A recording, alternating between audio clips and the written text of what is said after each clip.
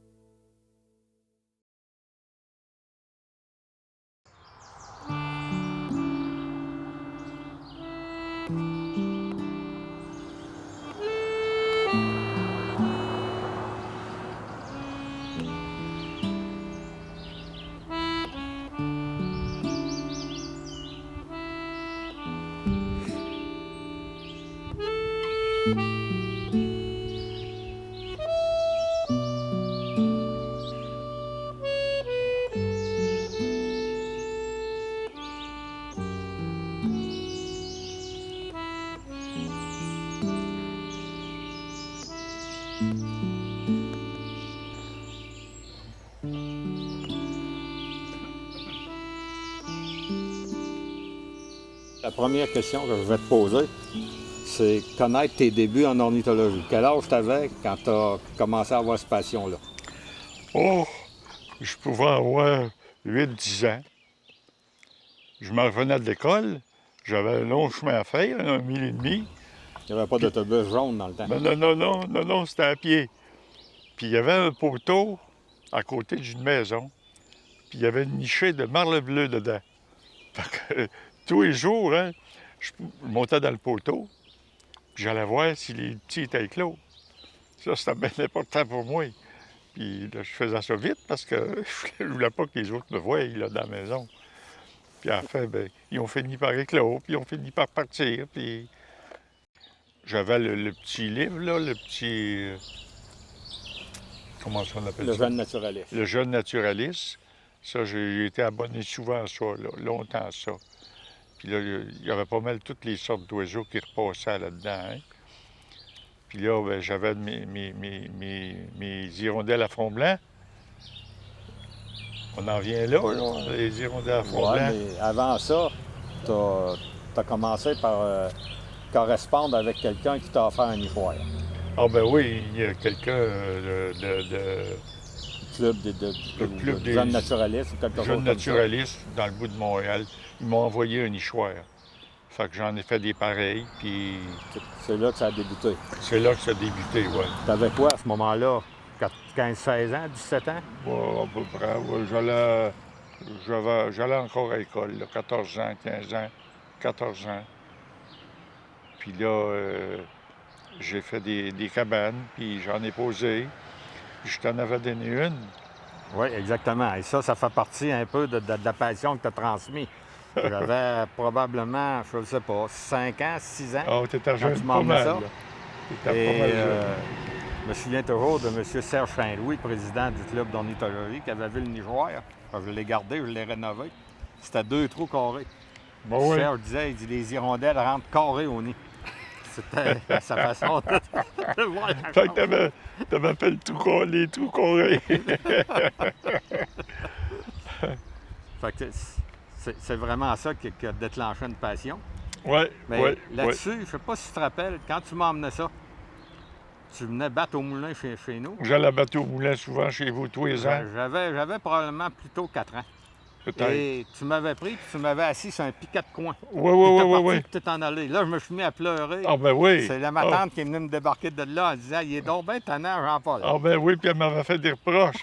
Fais plus jamais ça d'affaires de même. Il aurait pu tomber, puis en tout cas, toutes sortes d'affaires. Mais c'était Moi, chez nous- l'influence que tu as eue Oui. avec mon grand-père, là, Ouais. sur les oiseaux, puis ça s'est continué par la Chez suite. nous, j'étais tout seul de garçon. Ça fait que quand j'en trouvais d'autres, j'aimais ça, m'amuser avec eux autres, puis les faire faucher un peu. Ça, on pourrait en compter si on parlait d'agriculture. Ah ben oui, ah ben oui, ah ben oui.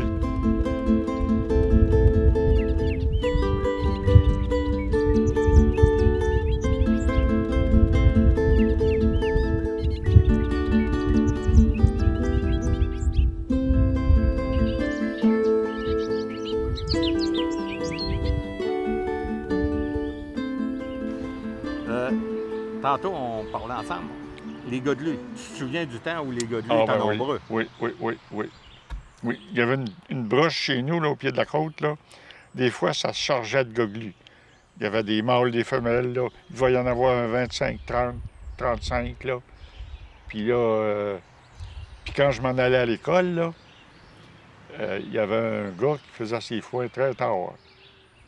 Puis les gogelus, ben, ils aimaient ça, hein. Il y avait du mil, le mil tombait à terre, puis le trèfle. Fait qu'il y avait à manger en masse. Fait que là, il y en avait des gogelus dans ce temps-là. Des fois, là, j'en faisais lever une centaine. Il enlevait une centaine, tu sais. Il me frappait dans les mains, là. Puis, tu sais, il se sauvait. Mais il revenait, c'était pas long, hein. Mhm. Fait que... Tu dois avoir connu aussi le temps où on allait chercher les vaches, puis les godelus suivaient sur la broche Ah ben oui, avec le troupeau de vaches. c'est ça. Les gogelus, ben, ils n'aimaient pas les vaches plus que ça, disons, là. Hein? Parce que les vaches, les piétinaient bien souvent. Ah ben oui, dans les champs, Dans les champs.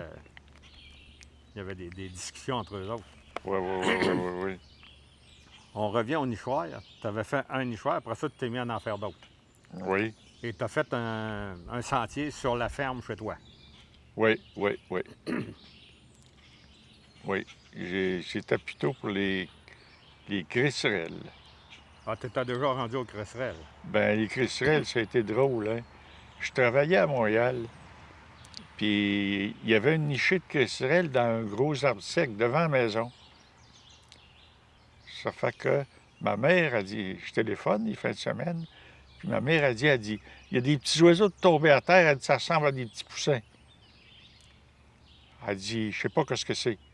Bon, ben, j'ai dit, je vais voir ça au printemps, là, attendez, là. Mettez-la en sécurité, là, puis je vais voir ça au printemps. On va voir ça en fin de semaine.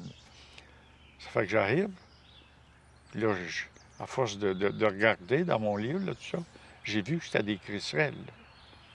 Fait que là, j'ai dit, je vais me bâtir une cabane à crisserelles l'année prochaine, puis je vais en mettre dans le poteau devant la maison. Je l'ai eu des années, puis des années de temps. C'était une nichée de crisserelles. Hein? Tu les as vues toi-même, hein? Oui. Puis là, j'en ai mis à partir de la terre. Notre terre avait 40 arpents de long. Ça fait que j'avais 5 Nichoir. nichoirs de crisserelles. Puis c'était tout occupé, ça. Ça fait que...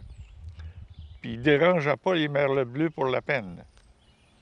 C'est drôle à dire, hein, mais c'est ça. Il y avait de la nourriture en masse dans les champs. C'est ça, là, il y avait de la nourriture, il n'en manquait pas. Il arrive un gars, il dit, faut que tu détruises tes crisserelles, ils vont manger les merles bleus. Fait que là, j'ai été obligé de détruire mes crisserelles. Tu as tout enlevé tes nichoirs. J'ai enlevé mes... Non, j'ai pas enlevé mes nichoirs. J'ai jeté les œufs à terre, puis Ah, tu ne les as pas laissé nicher. je les ai pas laissés nicher. Mais les années d'après, par exemple, je les ai laissés aller, hein. Ils sont revenus à leurs anciennes demeures. OK. Fait que là, il y avait j'en avais 5 nichés. Il y avait une tour qui passait chez nous au milieu de la terre. Il appelait ça la Shawinigan. Shawinigan, oui. Puis là, j'avais une nichée de crisserelles dans cette tour-là.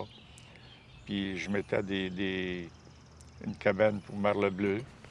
Je montais à la côte, puis j'allais chez Alfred Paquet. Tu connu Alfred Paquet? C'était du sable, là. Ça, pour les merles bleus, une place sablonneuse, c'est très bon. Fait que j'ai posé une cabane là. Il y a eu des merles bleus là presque tout de suite. Dans le bord du bois, j'ai mis des cabanes aussi. Il y avait une petite chute, là. Puis là, j'ai eu des hirondelles bicolores.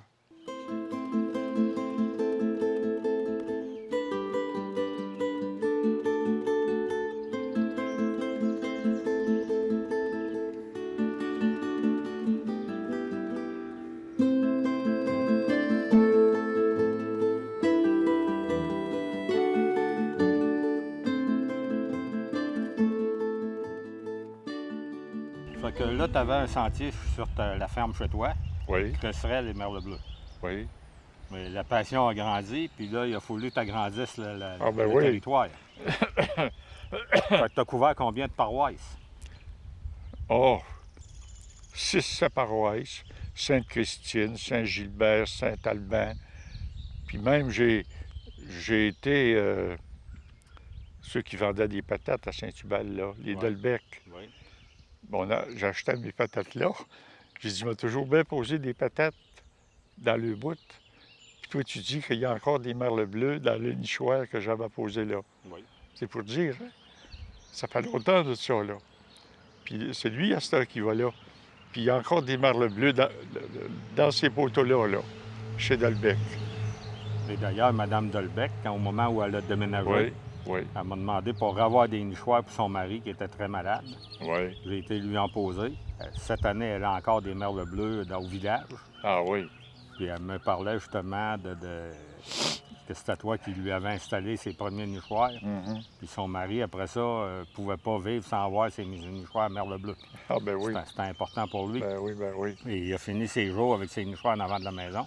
Uh-huh. Et elle m'a appelé il y a 15 jours. Là. Probablement qu'on aura une entrevue avec Mme Dolbec. Ben oui, ben oui. Et à un moment donné, elle t'avait appelé pour les hirondelles à front blanc qui étaient tombées. C'est ça, Puis tu C'est lui ça. avais remis un nichoir en ciment. en ciment. Je faisais des nichoirs de ciment. Donc, ça, on a le premier modèle ici. Ça, c'est le premier modèle que j'ai fait pour les nichoirs à hirondelles à front blanc. On peut le laisser. On peut le prendre. Attention, il y a une vis. Ça, c'est un deux compartiments. 2 compartiments. Et ça a fonctionné tout de suite au début. Ah, tout de suite au début. Parce que... Puis là, j'ai pensé à mon affaire. J'ai dit, c'est pas des vrais nichoirs à hirondelles. Je vais essayer de leur faire des nichoirs qui, Authentique. qui rapprochent le plus de leurs affaires à eux autres qu'ils font. Oui. Ça fait qu'avec la broche à poule, là, Mhm. j'avais été chercher d'une coulée, là, de la glaise. Je la mettais liquide. Puis là, je m'étais acheté une poche de ciment. Bon.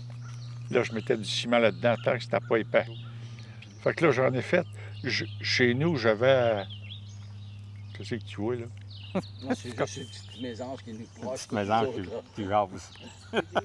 Ah, et je ne sais pas si ils ont niché cette année, mais Ton jointeau, hein? Mon jointeau. D'habitude, il le sait. C'est étrange, les mésanges. Hein? Ah oui, il a Des de la fois, misère à il- trouver. Ah oui, des fois, tu te rappelles, le cocané, il a fait un trou là, en fleur de terre quasiment, Oui, ici, dans Oui. un vieil arbre, d'un à vieillard. 3-4 pouces du sol. Ben oui, c'était pas bon ça. Non, les chats, Les moufettes, à part ça. les hein. moufettes. Les moufettes, là, ils se font régal de ça. Ça fait que là, j'ai réussi à faire des nichoirs à hirondelles qui ressemblaient pas mal à le nichoir à eux autres. Fait que j'en avais partout autour des bâtisses. J'ai eu jusqu'à 30-35 nichés d'hirondelles à front blanc dans ces nichoirs-là. Ça, c'était sécuritaire, hein? Ça tombait jamais.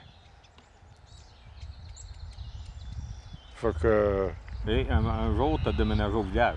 un jour, j'ai déménagé au village. La bâtisse qu'on voit à l'arrière. C'est ça, Tu la as décidé bâtisse. qu'il fallait transporter la bâtisse avec la colonie. Ben, pas avec la colonie, disons, là. J'ai amené la bâtisse site, puis il y avait encore des nichoirs à hirondelles après. Le printemps suivant, 4-5 couples d'hirondelles à front blanc sont venus nicher dans ces affaires-là, dans la bâtisse que j'avais déménagée. C'est pour dire, hein, il avait vu il avait vu la bâtisse, il avait vu les anciens nichoirs, puis il était revenu nicher là-dedans. J'en ai eu, là, disons une quinzaine, là, avant qu'ils commencent à disparaître. Puis là, à cette heure, ben là, ils vont tout Ici, le temps. ça fait quoi? Il y a 6-7 ans que tu n'as plus? Environ? Ah oui, comme faut. Ah oui.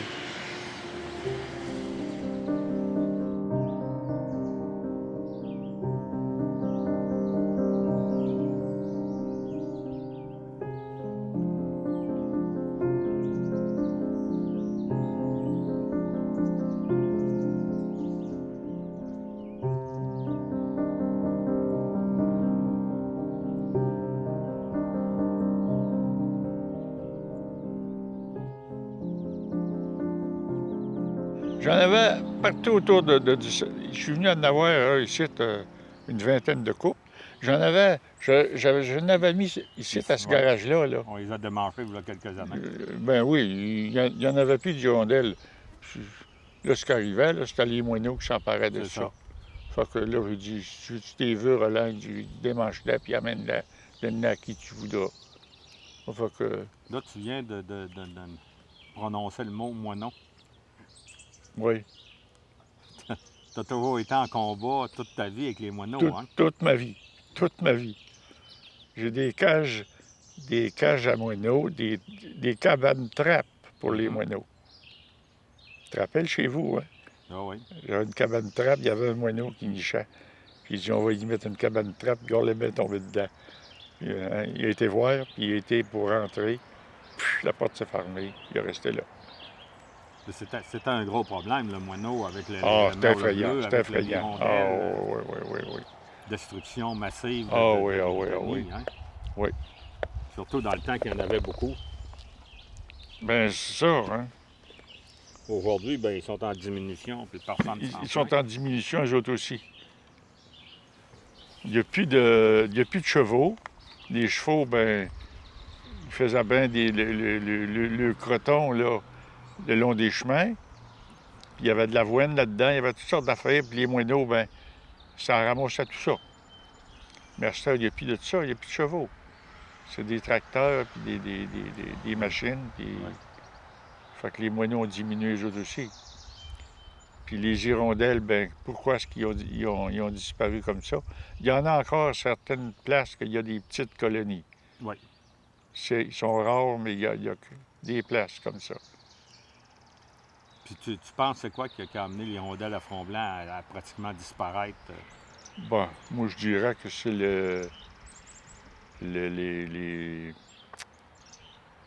les arrosages aux herbicides, puis des affaires de même, là. Ils arrosent trop aux herbicides, puis l'hirondelle, ben, elle ramasse les bébites qu'elle peut ramasser, hein.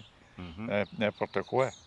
Qu'il y ait les herbicides ou non, ça fait mourir les bébés, c'est sûr, hein.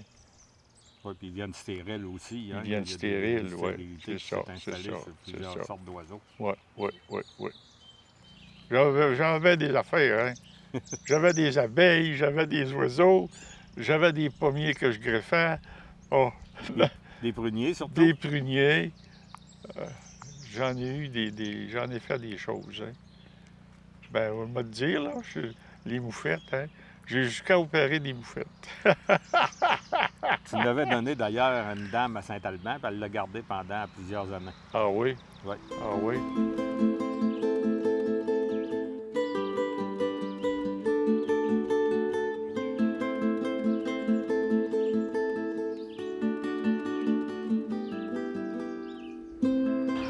Ça, c'est des prunes spéciales. C'est moi qui ai sauvé ça, ces prunes-là. J'avais un oncle à Saint-Anne-de-la-Pérade. Puis il connaissait, il avait été à l'école avec un nommé Chagnon. Puis il dit, il m'a donné un prunier, il dit, tu vois, il dit, ça donne des belles prunes, ça. Ça, j'étais jeune dans le temps, moi. Oh, ben c'était donc bien beau de voir ça. Les prunes qu'il y a eu là-dedans, la première, puis la deuxième, puis la troisième année. Fait que là, il dit, il m'a donné des arbres. Fait que j'ai appris à greffer comme ça, là. à regarder dans les livres. Fait que je commence à greffer. Puis j'ai très bien réussi, hein. En tout cas, Même trop bien des fois, hein? oh oui. En tout cas, ils vendaient des prunes au panier, c'était pas croyable. 20, 25, bien plus que ça. Une coupe de 100. Il y avait des 60 arbres en dernier. 60 arbres de pruniers. Ils me demandaient à chaque printemps. Viens t'en greffer des pruniers, c'est le temps, là. Viens t'en greffer mes pruniers. Il courait après moi. T'as montré à Pierre à greffer aussi. J'ai montré à son cousin, là, à Ouais, Pierre. qui continue à encore greffer. aujourd'hui Ouais, à, il continue à encore. produire, à produire des... Ouais, ouais. Je me souviens, un coup, tu m'avais dit, je fais une expérience, je mets des pollinisateurs dans mes pruniers que j'ai greffés pour voir si ça va améliorer. Puis cette année-là, je t'avais demandé, puis ça a-tu amélioré? Tu as dit, hey, parle-moi d'une folie. Je suis obligé d'accoter toutes mes branches avec des 2x4, Ah oui. parce que sans ça, il va tout rouvrir, il va Ah tout oui. casser, tellement Ah il, oui. il est chargé de prunes. Ah oui, ah oui. Comment est-ce que ça s'appelait, dans cette sorte-là?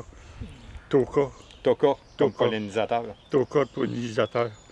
J'ai écrit au ministère de l'Agriculture, puis ils m'ont dit le meilleur pollinisateur, c'est le Toka. Ça fait que j'ai acheté un Toka, Je l'ai multiplié. je l'ai multiplié. Si j'en ai greffé des pruniers. Hein? Ici, tu es venu en chercher des fois, hein? Oui. Des chaudières. Ça doit être bon, ça. Ben, ma mère veut plus voir ça. C'est Cainta? Hein? La sorte que t'as? Cainta. Cainta. Cainta. Une grosse prune rouge. goûteuse. C'est acide un petit peu, hein? Ça prend plus de sucre. OK. Ah, mais comme ça, la manger comme ça, là, mais que ça soit mûr, ça, au mois de septembre, là. Ah, c'est bon, ces prunes-là, c'est pas croyable. J'en volerai quelques-uns à Jean-Paul, je te les emmènerai au bar. C'est ça. OK. C'est ça. C'est ça.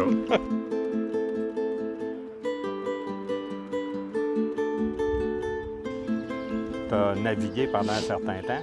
Oui. Tu t'ennuyais des oiseaux, fait que tu as décidé de construire un Ben oui. nichoir. J'avais emmené une vieille aiguine sur le. C'était voyons, Un drodge. un drodge, C'est quoi ça? une drague. On draguait le lac Champlain. Il fallait qu'il soit creusé parce qu'il s'était rempli, puis assez, puis... Fait que on avait du temps libre la nuit, là, on avait des corps de nuit. Fait que j'ai dit, je vais confectionner une cabane d'oiseaux, voir ce que les oiseaux vont faire. Fait que je fais une cabane d'oiseaux, puis il y avait un grand chose, là, pour annoncer la drague, la drogue, là, Le nom de la compagnie. le nom de la compagnie. Fait que je pique ça là. Ça n'a pas pris 2 minutes qu'il y avait des hirondelles qui allaient voir ça. Les hirondelles à bicolores. Fait que les bicolores, eux autres, ils trouvaient tout le matériel qu'il leur fallait. Il était à la surface de l'eau, sur le lac Champlain. Ils ramassaient des brindilles de toutes sortes d'affaires. Puis quand venait le temps de finir le nid, il y avait des plumes en masse de goélands à la surface du lac. Hein. C'est vaste, le lac Champlain. Fait qu'ils ramassaient tout ce qu'ils voulaient. Fait qu'ils ont niché là, ils ont eu le petit là. Puis le bonhomme qui conduisait la drague, c'était un vieil Anglais qui venait sur la Côte-Nord. Il trouvait ça drôle, puis il revient de ça. Jamais il m'a fait de reproche pour ça. Non, ben non.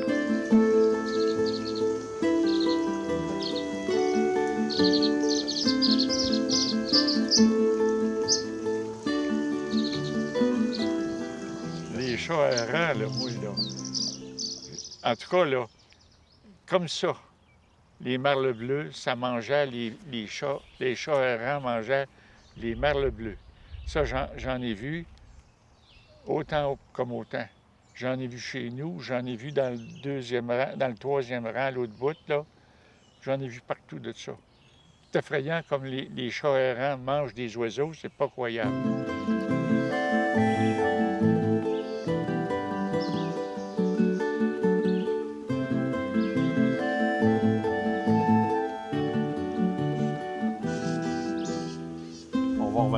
flamboyant Oui, que tu as eu ici oui, et qui, quand tu étais dans ce que tu appelles ta cabane à miel, oui. il allait te demander de l'aide quand il y avait des sansonnets qui Ah oui, le dérangeaient. ah oui. Elle ne pouvait pas s'accoupler, la femelle. Puis son nid était dans le bord du bois chez le voisin, dans le temps, c'était la chose, Georges Georges. Jeannette. Fait que je me frappais dans les mains, puis les sansonnettes, c'est peureux. Ils se sauvaient. La femelle sortait du nid, puis elle s'accouplait avec son mâle 2, 3, 4 fois. Puis là, elle rentrait chez eux, puis là, elle était correcte. Ses œufs étaient fécondés. Mais le mâle venait à bout de chasser les sansonnettes du nid. Ça, des batailles de sansonnettes puis Le pic. de pics flamboyants. J'en ai vu de ça, j'en ai vu ici, là. Bon, ben tu as eu un nichoir ici à l'arrière de Ouais. la maison. Oui, puis j'en ai eu dans les arbres, là aussi, là. Puis en tout cas, là, ça se battait tellement fort que je voyais sortir la poussière par le trou ce qui rentrait. Puis il n'y avait pas le Les pic flamboyant. sansonnets allaient à l'intérieur du nichoir? Ah oui, ah oui, ah oui, ah oui, ah oui. Puis il essayait de chasser les pics flamboyants. Mais les pics flamboyants, ça avait une bonne défense assez. Bien, avec le bec qu'ils ont, c'est À la bec, impressionnant. ouais. Puis moi, ben, je les aidais, hein. Puis quand je voyais que ça forçait trop, hein, Tu mettais de l'ordre. oui. Puis là, j'avais des cabanes trappes quand ça faisait pas. Des pics flamboyants, j'en ai pris un puis un autre.